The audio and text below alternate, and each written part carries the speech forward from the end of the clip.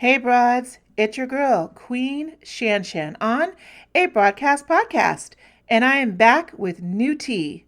But this tea tastes a little different. I was asked by many of you to talk about what is going on in our new world, the COVID-19 world, and how many people are experiencing this new way of life. We will be interviewing all sorts of people on this podcast and practicing our social distancing while I call on them and have some really in depth conversations. From mothers to fathers, from teachers to doctors, nurses to businessmen and women all alike. What is their take on how they're living in the coronavirus era?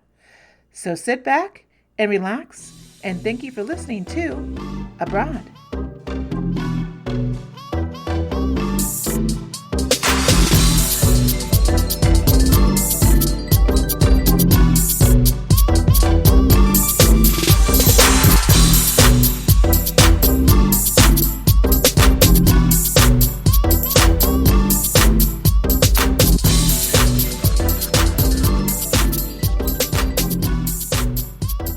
Hey, bros, this is your girl, QueenShanShan. Hey, girl, hey. And we are back with a brand new episode. What's going on? And I have a brand new guest. I'm super excited for you guys to meet him. And I hope I'm not going to hurt his name here because I've been totally horrible with his name. I have on this week's podcast, I have Kaimi Heron. Did I say it right? Yeah, perfect. Hi. Okay. Hi, Kaimi. How are you? I'm doing great. How are you, Shannon? Thank you. I want to say thank you very much for being on our podcast because we are in a huge different world because of the coronavirus, COVID-19, and I was referred to you by my friend Jay, who knows you personally, and he's been saying that you need to talk to my friend because apparently you've been recounting your experience. You were diagnosed with coronavirus just a few weeks ago, and I wanted to be on my show to talk about what you've experienced because a lot of people, believe it or not, a lot of people think this is still a hoax. And I was literally on Twitter Isn't that today. crazy? Isn't it? It's just insane, dude. It's insane that people are still thinking it's a hoax. People are thinking, let's not kill our economy for this sickness. So we're going to get into that in a minute because that's just ridiculous. How are you doing now? You have to laugh at it. Yeah. How are you feeling? I feel 110%, thank goodness. Thank goodness. Wonderful. So I want to recount when this all happened, literally the day you were diagnosed and everything. But first of all, let's get into who you are.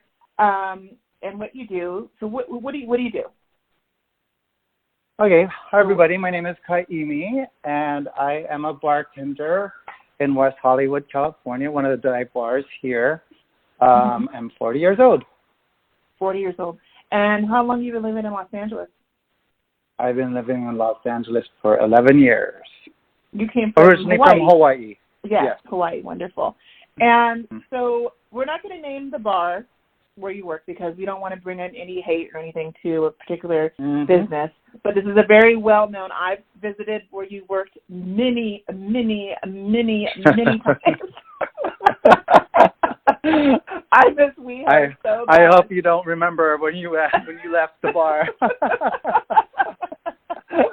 So we frequent. When it was the good times, we were there every weekend on brunch. You know, it was. I live myself in Los Angeles too, and so a lot of friends go down there for the happy hours and the brunches and everything. So yes, I know your bar very, very well, and I probably have met you in some way, some shape or fashion somehow. But in Los Angeles, the governor and the mayor basically shut California down around March 14th, a week before that, around March 8th or 9th, whatever. But the restaurants were still open, and so were the bars. And your bar and a lot of bars in West Hollywood were still open around St. Patrick's Day. So explain to us what happened the day that you guys officially closed, which was March 15th, right? Yes. Okay. Actually, Sunday, March 15th was our last day of service. Okay. So Okay. that was the day when I started feeling symptoms. So it was at the end of my shift around 7 p.m. I was working from 12 to 8 that day. So the end of my shift, I started feeling a little nauseous. So I asked my boss, since it was fully staffed and there was not much people out at that time, if I could go home early. Mm-hmm. And so he said, yeah, since there's nobody here and, we're fully staffed, close out and you can go home. And we'll let you know, because they knew that we were closing and for business, he'd let me know. He'd update me on when we'd be available for service again. So When you I went say home. you were feeling nauseous, what does that mean? Like, nauseous has a lot of different meanings. Like, were you feeling sick to your stomach? Did you feel like you had to throw up? Were you feeling dizzy? What exactly? Yeah, I was feeling a little dizzy. I was feeling a little dizzy. Okay. So Headache, a little headachy as well? not until I got home. Okay. Okay. So you got home, and then you just went to sleep and just took some medicines, like some off-the-counter medicines to think that hopefully it'll make you feel better the next day? Yeah, I took some Advil at the time. And yeah, I started to get a little headache, and I was feeling a little anxious at night, where I was tossing and turning in bed. So, and as soon as I finally got to bed, I went to sleep. So. Okay. So what happened the next day? So the next day, I woke up with a little bit more symptoms, developed a little body aches, and more severe headaches. So I told my friends, I called my friend up and, asked them their thoughts if I should get checked up for coronavirus, because, it was a thought, Yeah. Yeah. So I took a little bit more Advil just to get rid of the pain temporarily, and that did. Right. Got rid of my headaches. Okay. He advised me to call the LGBTQ center. So I did. And now, for many people who don't know what is the LGBTQ center, you're a gay man, and so what is what does the LGBTQ center do for people in the area in West Hollywood? People may not know, because we have listeners all over the world listening to the podcast. What is the LGBTQ center, and what does it do for the community? LGBTQ Center is a nonprofit organization, so they'll help you whether or not you have insurance. They'll help the homeless. You go there for free HIV and STD testing, and as also your physician, if you don't have insurance. So you did not have health insurance at this time? I did not have health insurance at this time. Okay. So did you go there physically to the LGBT center, or did you call them? No, I just called them at the time. Okay. All right. And then what happened when you called? So I called them. I spoke to a clerk, and he told him I had symptoms of, just not feeling well and stuff, and I would want to get tested for coronavirus. And he said, yes, they're doing testing there, and asked me if I come there as a patient. Okay. And I told him yes. And so he asked me my date of birth and my name, and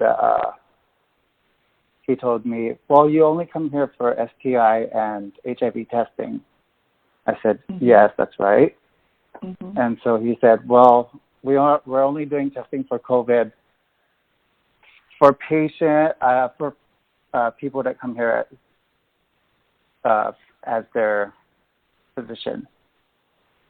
What do you mean? If their physician? If their physician told them to go there? No, as their primary physician. Okay. Oh, I understand. Okay. So after that, then what did you do? I said, well, that's, I don't come there as my primary physician, and I don't have one at the time. Mm-hmm. He said, well, there's really nothing we could do because we only take people that come there for, other things. Okay. So you were denied Other health things. Then you were denied treatment at that center. Okay. Yes. So your recourse was, okay, then I guess I'll just stay home and see what else is going to happen. So yeah, this so was, I jumped on social media, which is where I get all my information. Facebook these days. Right. So I asked for suggestions, and one of my friends said they're doing testing at the UCLA Center. Okay. So the next day, my friend Matt took me to UCLA to the emergency department, and they weren't doing that much testing there for COVID, but luckily I got in. This was what, March 17th? This is like on St. Patrick's Day? Like what day was this? Yes, it was St. Patrick's Day, March 17th. Okay. March 17th, Tuesday. Got it. Okay. So he told us that they weren't doing much of the testing there. And so luckily I got in to go and see a doctor. Finally, when I got called, they took me to a room where they checked my vitals.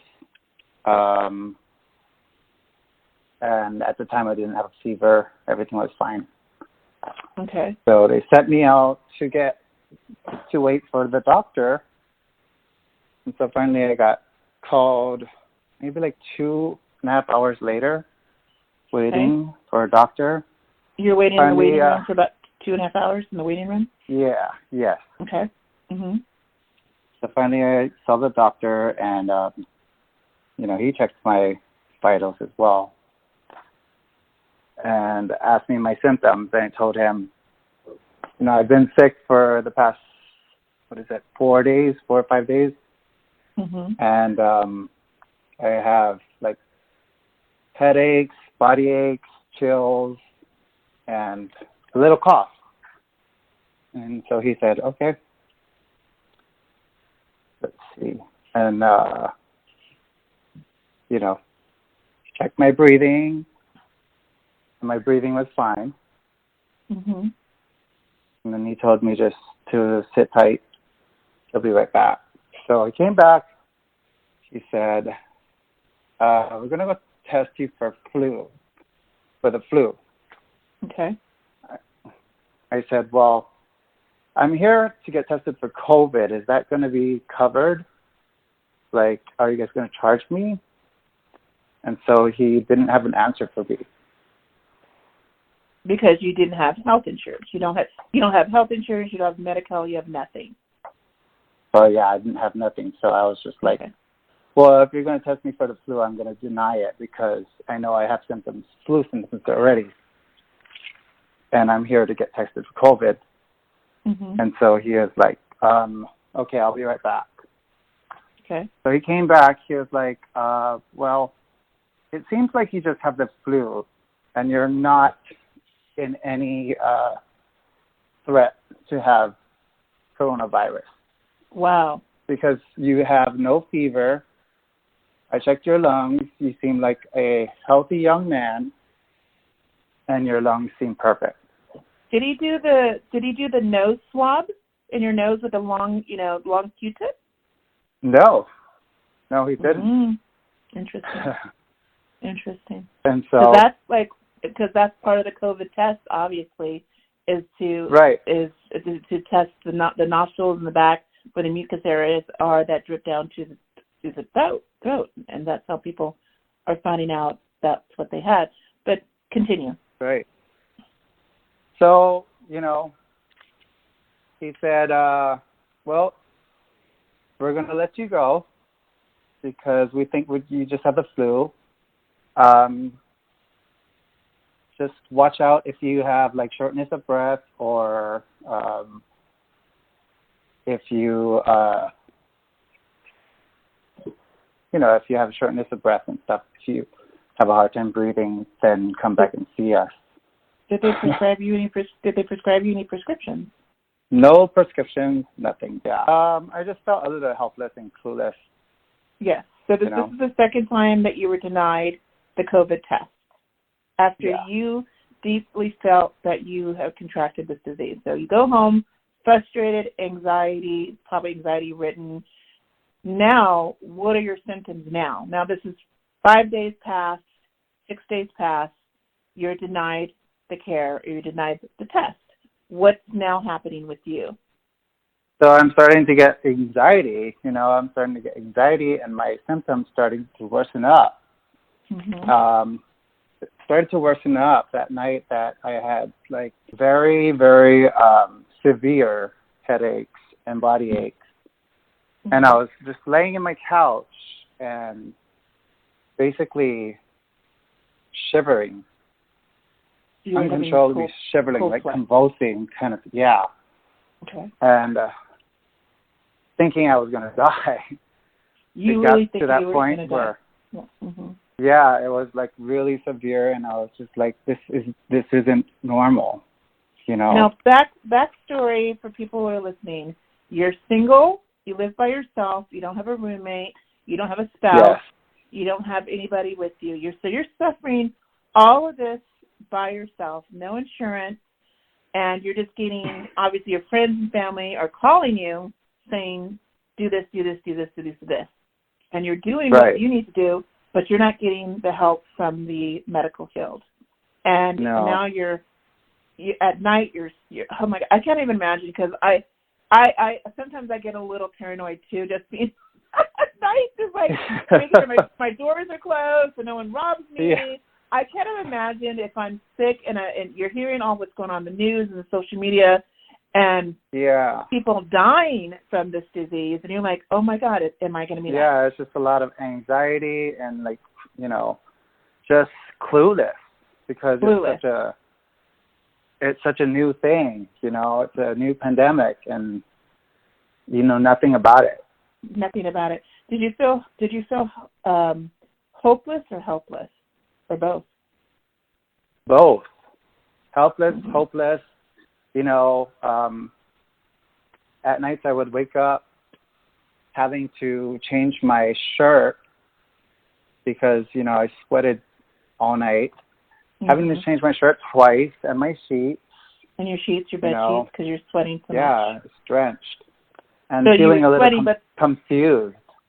Sweating, but you're freezing because you're having the cold sweat.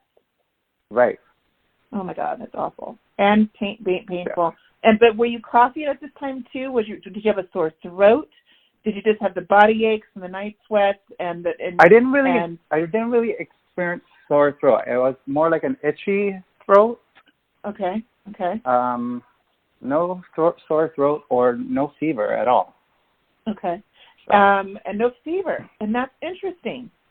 Yeah. And that's one of the main symptoms. Yeah, that was one of the main symptoms is fever. All right, so that's what I was trying to say.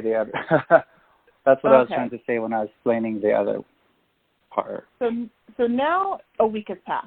You've gone to the LGBTQ Center. You've been to UCLA Medical Center. They denied you.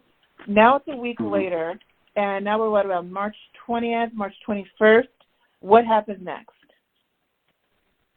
So it was a Friday, March 20th, I believe. I took myself to the urgent care center here on La Brea and Fountain.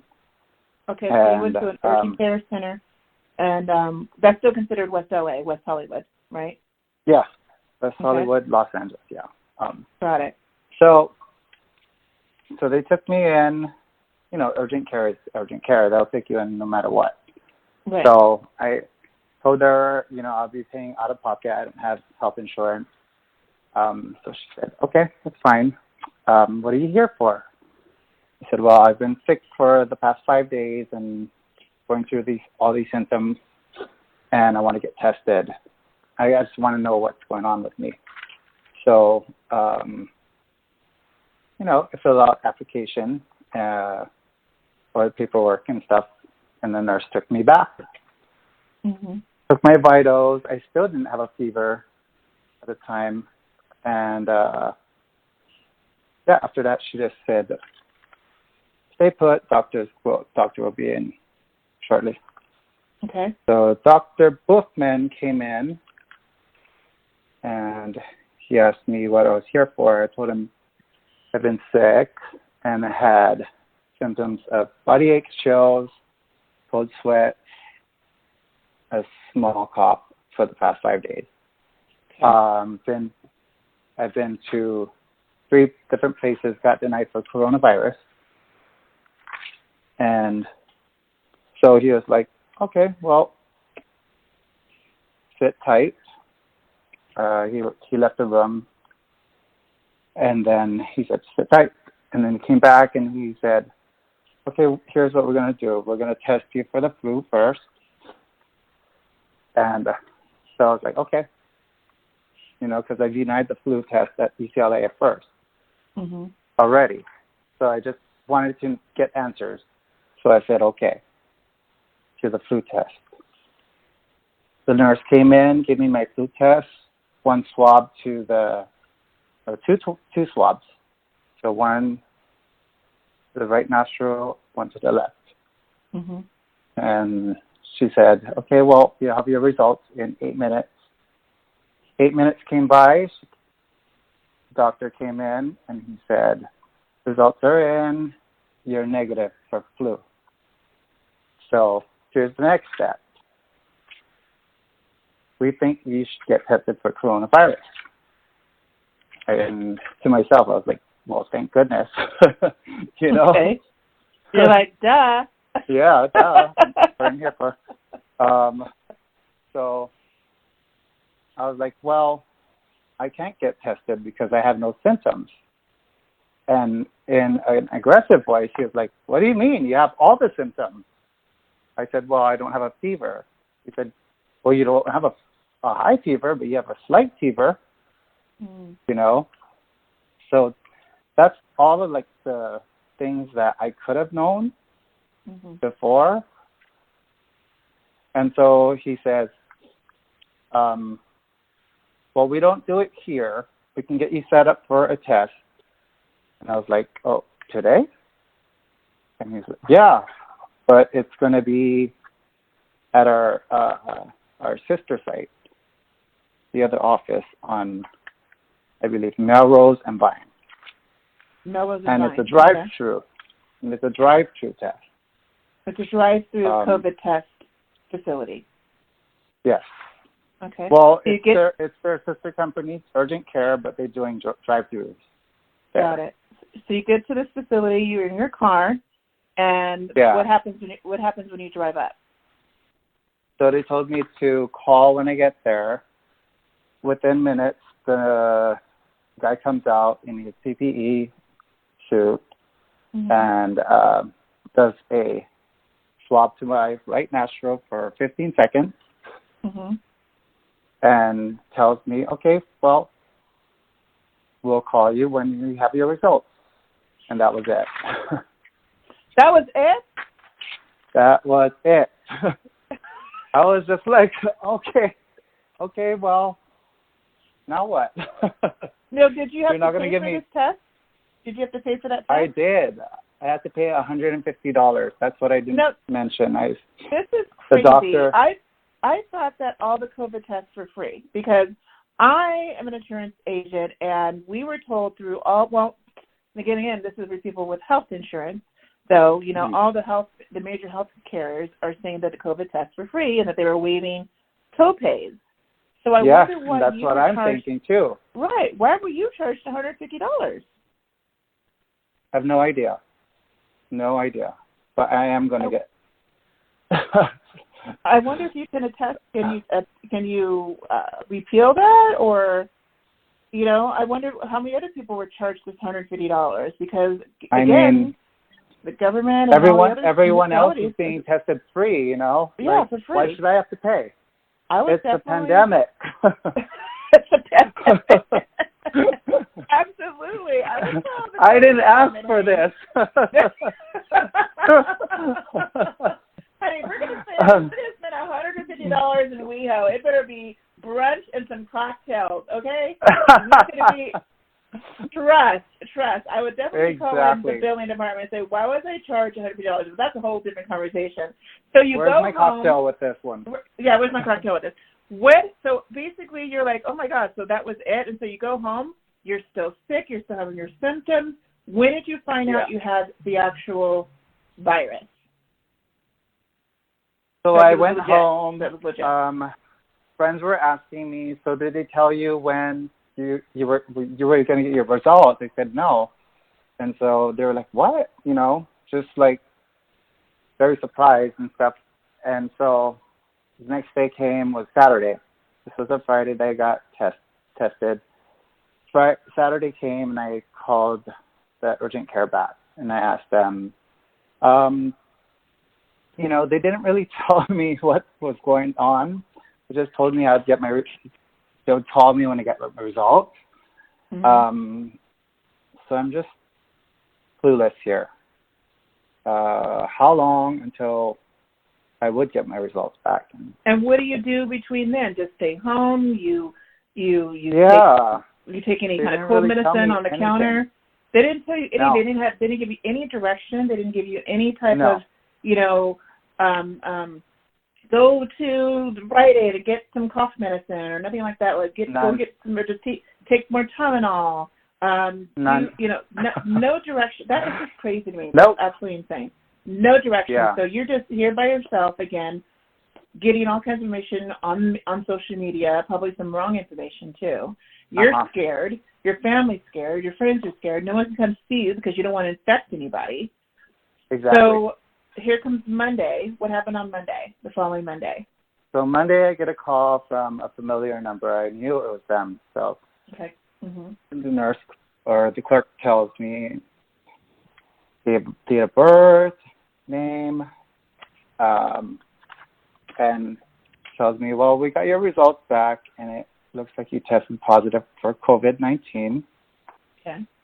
And so that's when they said, get a lot of rest, self-isolate yourself for 14 days, and take some Tylenol. That's what they told me. Finally, they said, take some Tylenol. Yeah, because there is no medicine for that. But did you ask her, like, well, what happens if my symptoms get worse? Do I call 911? Do I go to the hospital? Yeah. Is there any? Did they email you this diagnosis in writing as well? Nothing. So there's nothing at all that you could have handed over to a hospital claiming and proving that you were diagnosed with this disease. There was nothing that you could ask. Wow. No. And this is why people were being denied as well, the test. Yeah. Because they didn't have anything in writing from another previous doctor or facility to show these people that, hi, I do have COVID-19. Right. Right. That's interesting. That is really interesting. So now this is mid-April, and depending on when I post this episode, how long have you been officially in quarantine now? Over 3 weeks. Over 3 weeks. And you have obviously gotten 100% better. You said you're 110% better. Yes. You have been doing some sort of a journaling or a diary online to show people exactly what the experiences that you've been doing, and people are weighing in their opinions. Yes. Now, what we said earlier, go ahead. So I shared my story on social media, Facebook. And you can see it there. Yeah. And what have you noticed in terms of comments or the public reaction to what you've been going through? I found that my information is very helpful to everyone, and that they're very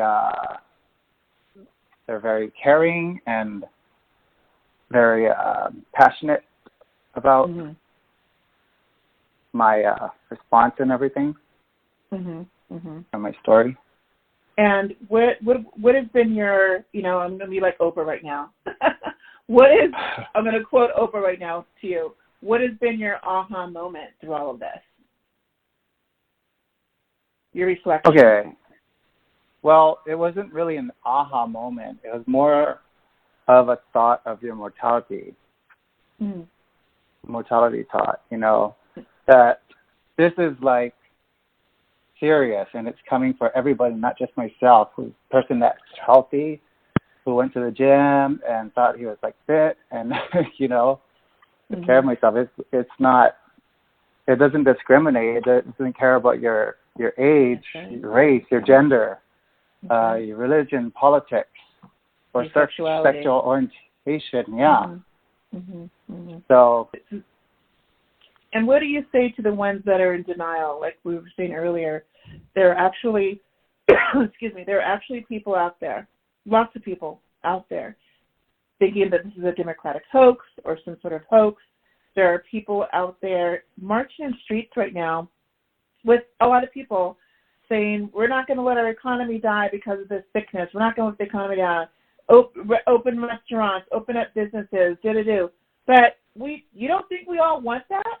We're all sitting in our homes. Most of us are sitting in our homes, except for the people who are busting their asses out there. The front lines, the nurses, the doctors, the grocery store clerks, the truck drivers, the UPS people, the Amazon people. My brother, he's out there doing deliveries every day. There are millions of people. There are now over 10 million people filing unemployment right now. Right. I know. We're going to have the biggest spike of unemployment. Yeah, you filed unemployment too. So what do you tell these people? What do you tell these idiots out there about what they're doing? They are trying to disenfranchise the people who basically have passed away. There's over 10,000 deaths that have been happening so far. Way over that. I mean, the facts over are the facts. 25,000 deaths in the United States alone. The facts are the facts. What else do you need? Yeah. Yeah. This is not a hoax. This is not fraud. It's serious. Mm-hmm. It is serious. It is very, very serious. When you were going through your quarantine, well, you still are. We're all still quarantined. What have you been doing to keep busy? What have you been doing to keep your mind set? When we talked on Saturday, you said you were doing a deep clean of your apartment. What have you been doing to keep yourself sane right now? Well, finally, when I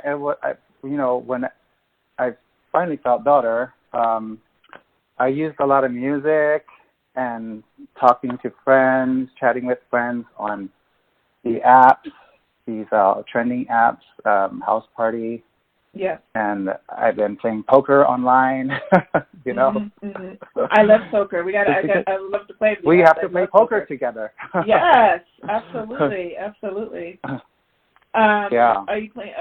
Because you can't have anyone over, so you got to do all the stuff social media. Well, here's the thing: a lot of my friends, since I'm out of quarantine and stuff, they're still afraid to come over. Of just course. Because they. I mean, I get it, but I'm not contagious anymore. So. But they could be. Come see me. I'm lonely. They could be. Yeah. Yeah, exactly. I'm an extrovert, so I'm always meeting people around me. I always want people around me, but I have to have my brain on and say no. I can't go anywhere, and I really want to hang out with my friends, and we got to be careful. So no, you've been exposed. That's true, but if anyone comes to your house and everything, one thing I've been learning about this whole coronavirus and the quarantine is that we really can't also judge other people's isolation. Right. There are people still taking the 10 people and under thing, and that's fine. If you want to do the 10 people and under and tell people over, that is your business. If you want to be completely isolated and live on an island, that's your business as well. We can't judge other people's isolation. And it's tough. I mean, I was able to see my parents I haven't seen my parents in 5 weeks. I saw my parents last week, and I was only there for a couple of days. But I had to make sure I was cleared by my doctor, and I was cleared by their doctor or their nurse that I could see them.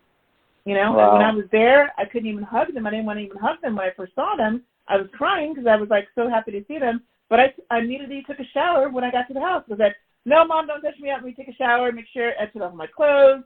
And I said, let me put on some fresh clothes. And I got them because I didn't want to risk it for the biscuit. But I really wanted to make and sure. And that's what these people don't realize. I think it's a hoax that, this is real. I mean, you can't really, what if they had, like, parents that they need to see and people who are sick and whatnot.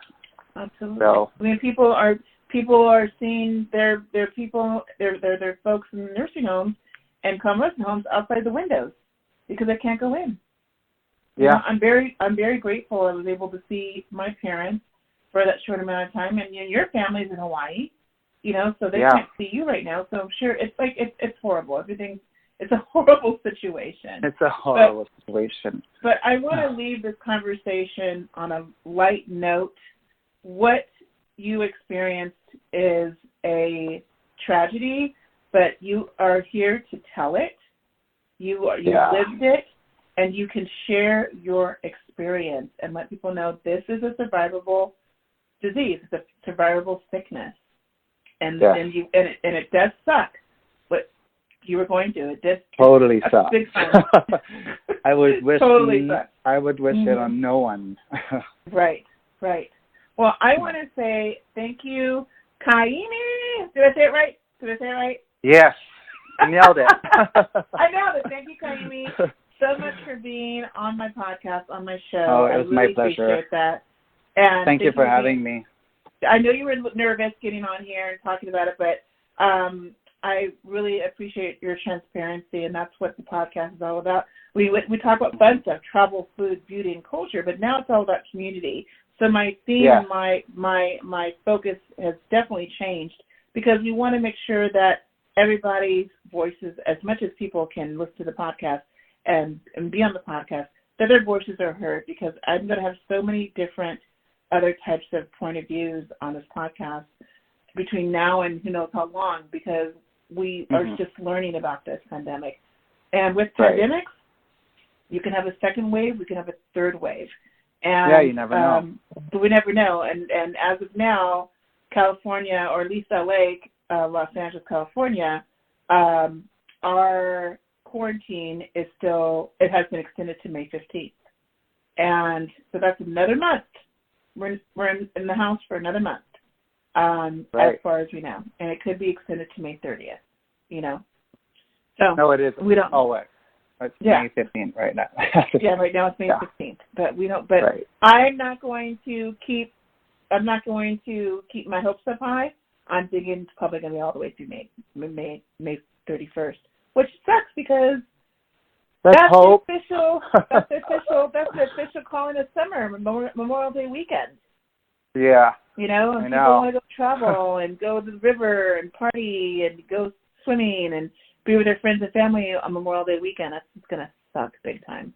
But we'll have to make the best of it. So anyway, thank you so much for being on the call. I feel like I was just talking to my friend about what's going on. You're great.